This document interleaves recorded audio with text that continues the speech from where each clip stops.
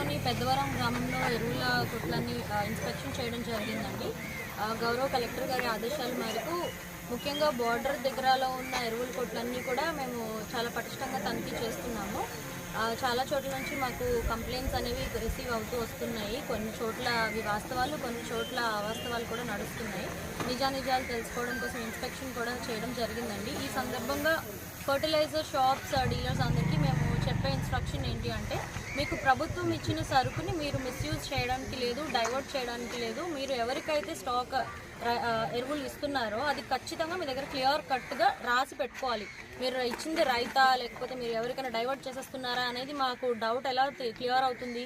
మీరు మెయింటైన్ చేసే రికార్డు బట్టి క్లియర్ అవుతుంది.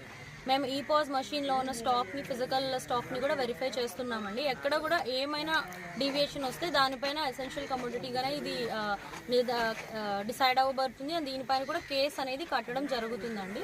సో ఎటువంటి స్టాక్ స్కేర్సిటీలు, ఆర్టిఫిషియల్ స్కేర్సిటీలు క్రియేట్ చేసి రైతులలో ఇటువంటి భయాలు క్రియేట్ చేయకూడదని, ఫర్టిలైజర్స్ అన్ని ప్రభుత్వం ఏమైతే కేటాయించిందో అవి రైతులకే చెందేలాగా డీలర్స్ అండ్ సొసైటీస్ వాళ్ళు కూడా స్టెప్స్ తీసుకోవాలని మేము, పోలీస్ శాఖ, అగ్రికల్చర్ శాఖ అందరూ కూడా దీనిపైన ఎక్కువ శ్రద్ధ పెట్టి మరింత ఇన్స్పెక్షన్స్ చేయబోతున్నాము.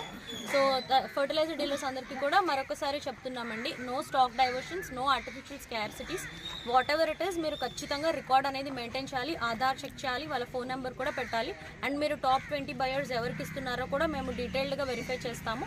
ఏమైనా మీరు బ్లాక్ మార్కెటింగ్కి వెసులుబాటు కల్పిస్తున్నట్టు మాకు కనుక తెలిస్తే ఇన్స్పెక్షన్లో కఠిన చర్యలు అనేవి తీసుకోబడతాయని తెలియజేస్తున్నాను.